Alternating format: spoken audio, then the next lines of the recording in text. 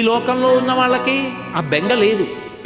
అమ్మా అని ఒక్కసారి పిలిచి నమస్కారం చేస్తే చాలు, వెంటనే నేను ఉన్నాను రా బిడ్డ అని అమ్మవారు కాపాడు.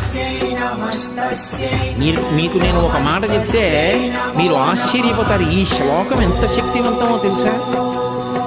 మీరు తప్పించుకోలేనంత పెద్ద ఉపద్రవం వెంట తరిమేస్తుంటే వెనకాతల ఏం చెయ్యాలో తెలియనప్పుడు ఈ శ్లోకం జరిగితే చాలా రక్షిస్తుంది అమ్మవారు.